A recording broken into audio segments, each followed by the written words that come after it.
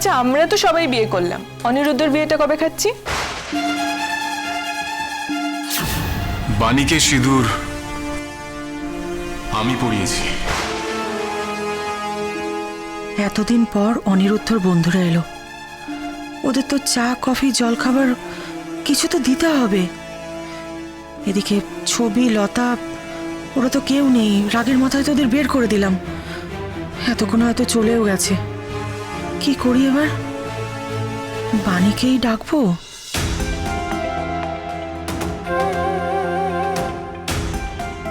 হ্যাঁ বাণী,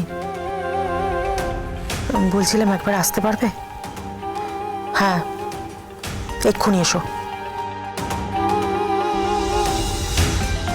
তা তোরা কি ঠিক করেছিস? তোরা কি এখানেই সেটেল করবি? সেরকমই ইচ্ছে আছে আন্টি, লেটস সি। আমায় ডাকছিলেন? হ্যাঁ বলছিলাম অনিরুদ্ধর বন্ধুরা এসেছে, ওদের জন্য একটু চা জল খাবার করে দেবে? হ্যাঁ আমি এক্ষুনি করে আনছি।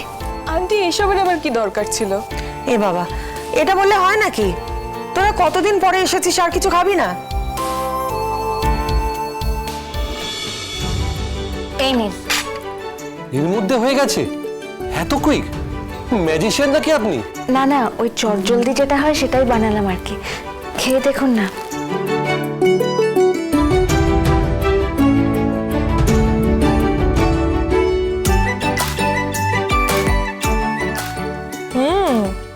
ভীষণ সুন্দর খেতে। এটা কি? কমলা লেবুর পায়েস। Wow, innovative. আমাদের ওখানে যিনি রান্না করেন তার থেকে তো এইসব এক্সপেক্টই করা যায় না। এরকম খাবার? তার হাতের খাবার তো মুখে তোলা যায় না। তোমার মতন একজন কুক যদি আমাদের বাড়িতে থাকতো।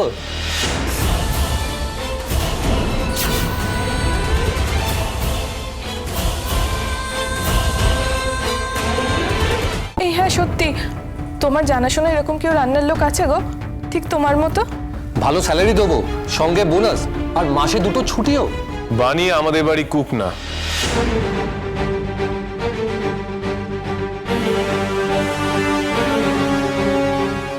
এই তো এসে গেছে।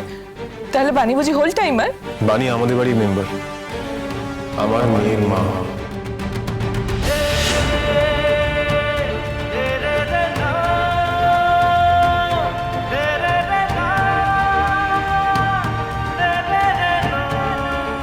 কি বলছিস কি তুই? আমি বরং একটু চা করে নিয়ে আসি।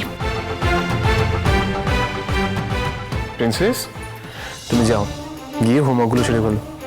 ঠিক আছে বাবা। বাণীকে আমি বিয়ে করেছি, আর এই আমাদের মেয়ে প্রিন্সেস। Are you joking?